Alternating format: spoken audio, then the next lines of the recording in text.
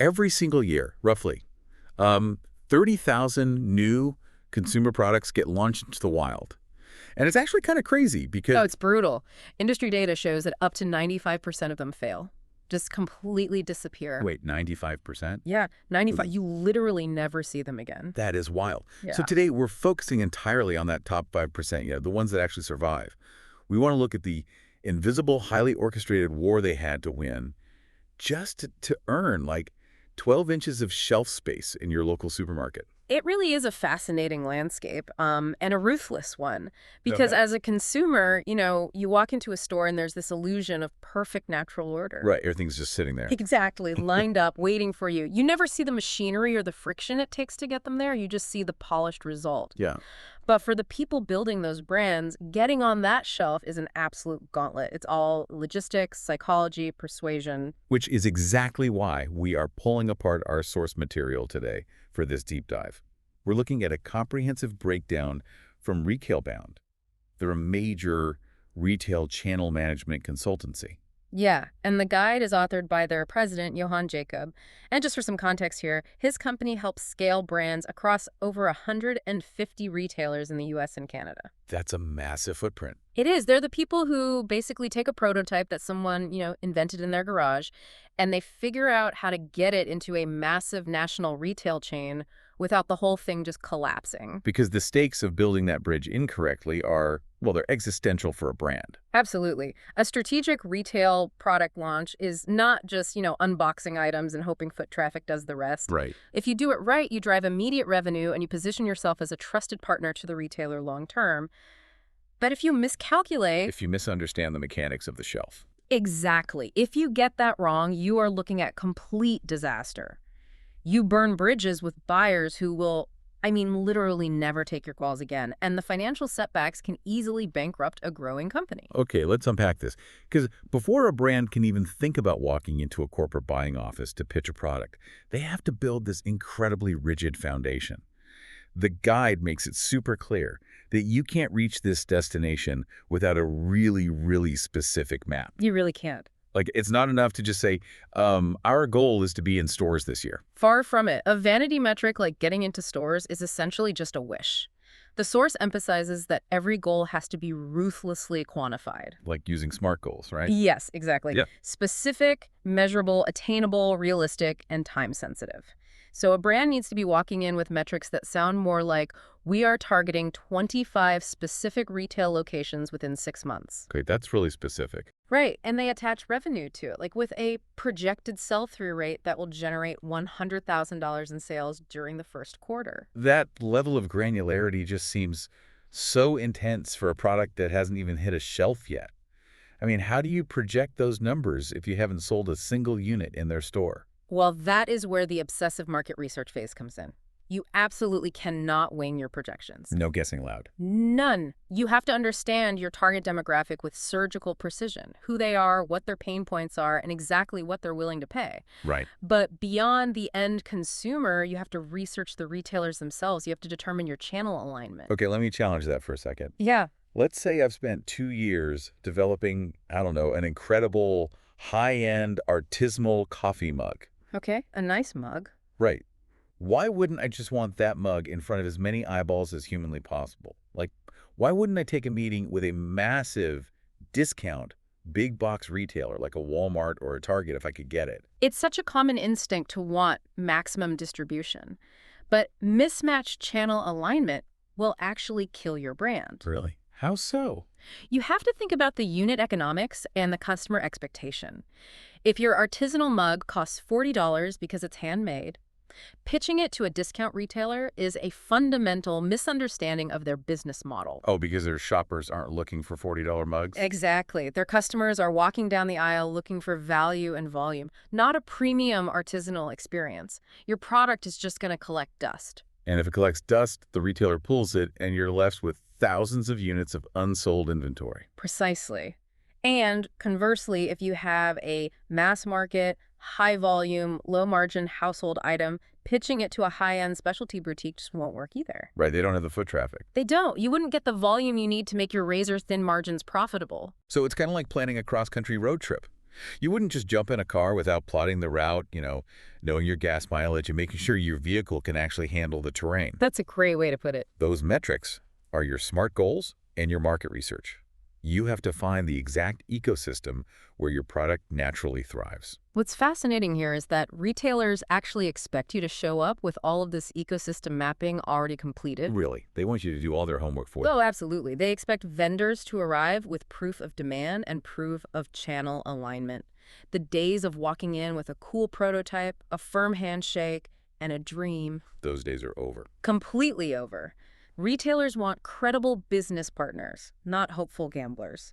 You have to prove to the retailer exactly how your product adds value to their specific customer base. Right, how it grows their overall category revenue. Exactly. So we have the data, we know exactly which 25 stores we want to be in, we know the demographics match, the groundwork is laid. Check, check, check.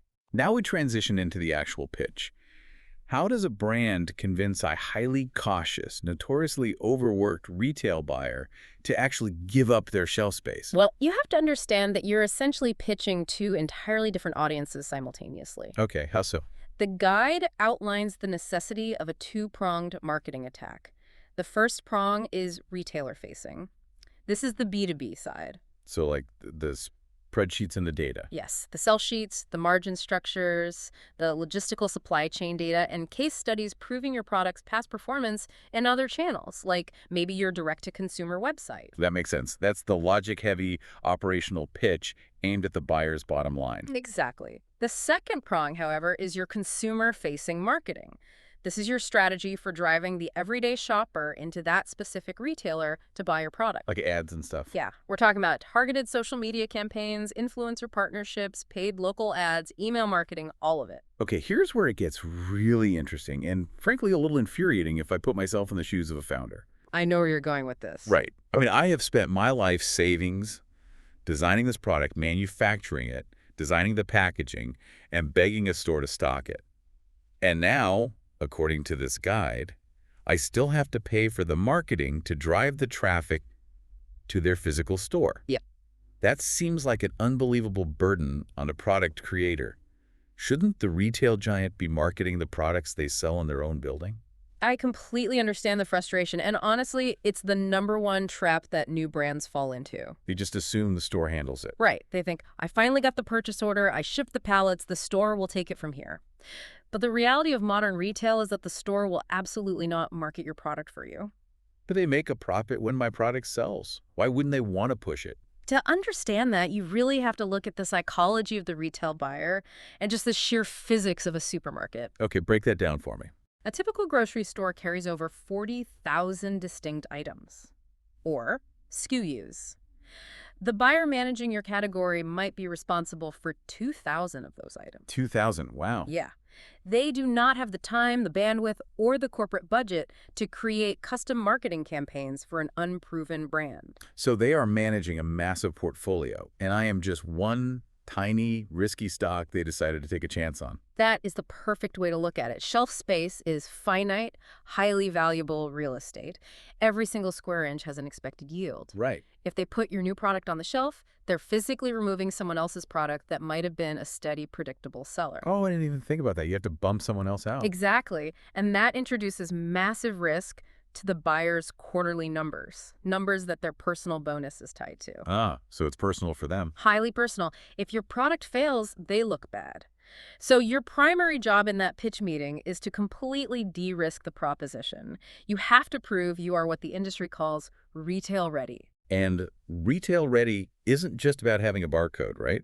The source goes into some very specific operational boxes that must be checked before you ever even ask for a meeting. It touches literally every part of your business. Your packaging has to look premium and communicate its value instantly from, like, 3 feet away. Because people walk by so fast. Right. But even more importantly, you must have rock-solid, enterprise-level logistics. If a massive chain orders 10,000 units to be delivered to 3 different regional distribution centers, can your supply chain handle that without a single hiccup? Let's dig into that logistics piece, actually, because I imagine it's not as simple as dropping off a few boxes at the post office. Yeah. What does rock-solid logistics actually look like to a corporate buyer? Well, it means you understand their routing guides and their compliance manuals. Hmm. Major retailers have incredibly strict receiving windows. Like delivery times. Yes. If your freight truck shows up to their distribution center 15 minutes late, they don't just ask you to wait in the parking lot. They hit you with a financial penalty called a chargeback. Wait, really? A penalty for being 15 minutes late? Yes, and it comes directly out of your invoice. If your master cartons are the wrong dimension for their standard pallets, chargeback. If your labels are placed on the wrong corner of the box, Let me guess. Chargeback. chargeback. Wow. So they are basically testing your operational maturity from day one. If you can't follow instructions, you eat away your own profit margin before the product even hits the floor. Exactly. They are terrified of amateur hour. They need to know you have the margins to survive their payment terms, which might mean you don't get paid for 60 or 90 days after you ship the product. 60 to 90 days. That's rough for a startup. It really is. So tying all this back to that marketing burden we talked about earlier, when I walk into that pitch meeting, I'm not just selling them a mug. I am selling them a flawless logistical machine and a guaranteed influx of customers. You are handing them guaranteed revenue on a silver platter. You walk in and say, we have 50-point margins, our supply chain is completely compliant with your systems, and we are spending $50,000 this quarter on highly targeted social media ads, driving customers in these specific zip codes directly to your stores. You're doing all the heavy lifting. You're telling them that you've already rallied the voters. All the retailer has to do is act as the polling place on election day. That is a brilliant way to frame it. I am the politician running the campaign. Yeah. And the store is just the venue where the transaction happens. I have to drive my own voters to the polls. And when you present it that way, you make it incredibly easy for that overworked, risk-averse buyer to say yes. You aren't asking them to take a leap of faith. You're just asking them to process the transactions you're already generating. Okay, so let's assume the pitch is a masterclass. We completely de-risk the operational side. Yeah. We launch our consumer marketing campaign. The buyer signs the purchase order. The freight arrives exactly on time. I walk into my local supermarket, I go to aisle 4, and boom, there it is. My product is on the shelf. I mean, the temptation to pop the champagne and go on vacation has to be just overwhelming. It feels like the summit of the mountain. You've made it. But the guide makes it painfully clear. Getting on the physical shelf is literally just the starting line. Right. We are entering the aftermath phase, the post-launch survival. Why is the job just beginning? The product is in the store, the ads are running. Shouldn't gravity kind of just take over? Gravity does take over, but in retail, gravity pulls underperforming products down into the clearance bin. Ouch. Yeah. If an item just sits there and doesn't hit its required sales velocity, it will be discontinued, often within a matter of months. Brands have to immediately pivot to follow-up and active relationship management. What does active management even look like for a product that's sitting thousands of miles away in a different state? It requires relentless communication. You're reaching out to the buyer to get detailed point-of-sale data. You want to know which regions are overperforming and which are lagging. You provide ongoing sales support. But the most intensive part of this phase, and honestly something almost no one thinks about, is training the store staff. Yes. Yeah. I found this part of the guide absolutely wild. You have to train the employees of a company you don't even work for. Yes. How does a small startup possibly execute training for thousands of hourly workers at a national chain? That seems impossible. It is incredibly difficult, but it's vital. Think about the consumer journey. A shopper is standing in the aisle holding your product in one hand and your competitor's product in the other. Yep.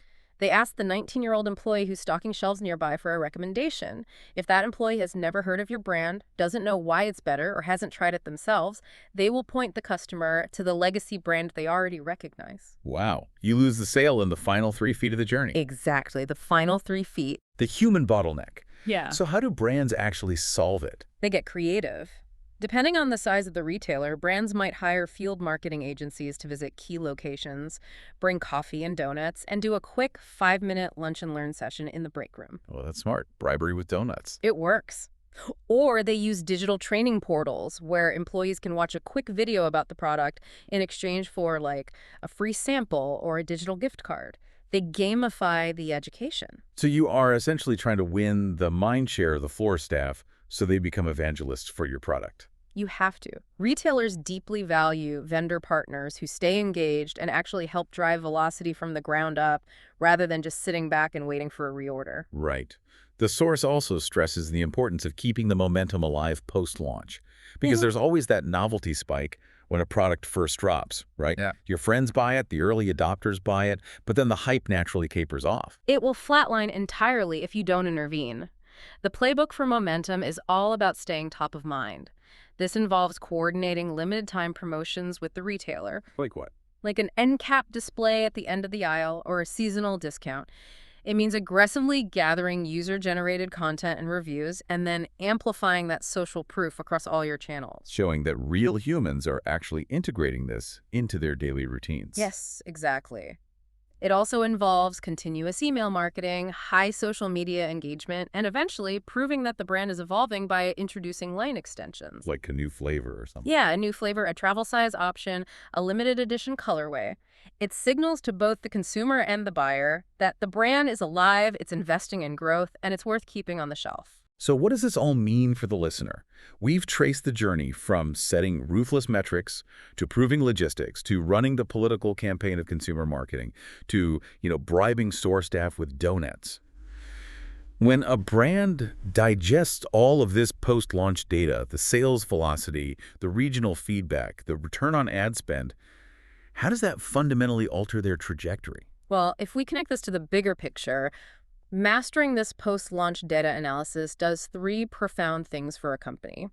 First, it acts as an early warning system. Yep. If a product is seeing a high return rate because of, say, a confusing instruction manual or a faulty seal, you catch it in week 3, not month 8, when the retailer demands a massive refund. So you can iterate in near real time. Exactly. Second, it allows you to dynamically allocate your marketing budget based on actual retail physics. You stop spending money on the social media platform that isn't driving foot traffic, and you double down on the local influencers who actually cleared out inventory in a specific zip code. No, that makes total sense. And the third thing? The third thing is really the most important for long-term survival.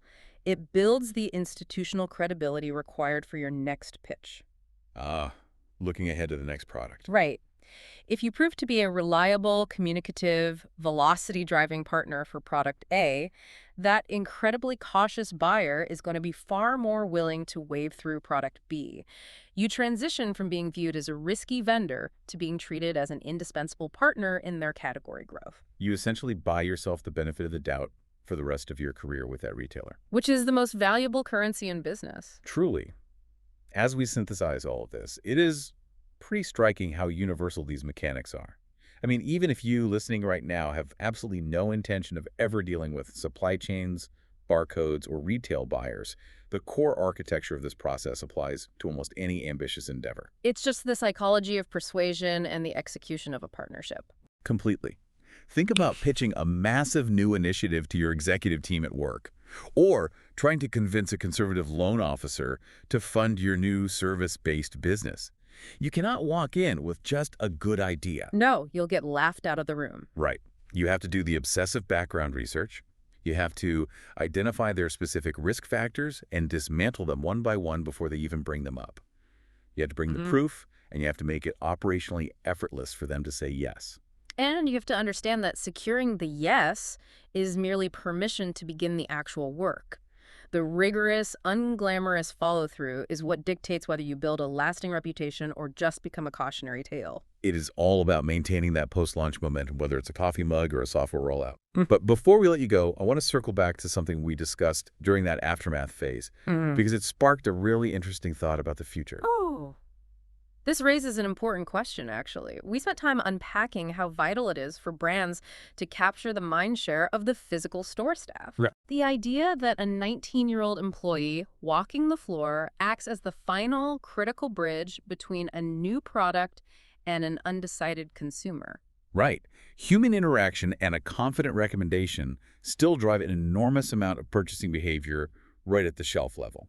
But if that human element is currently the ultimate safeguard for a brand's conversion rate, how might the rapid rise of fully automated cashierless stores fundamentally change this entire playbook? Oh, wow. Like those stores where you just walk in and take things. Exactly. We are seeing major retailers experiment with stores that have virtually no floor staff. You scan your app, take what you want, and just walk out.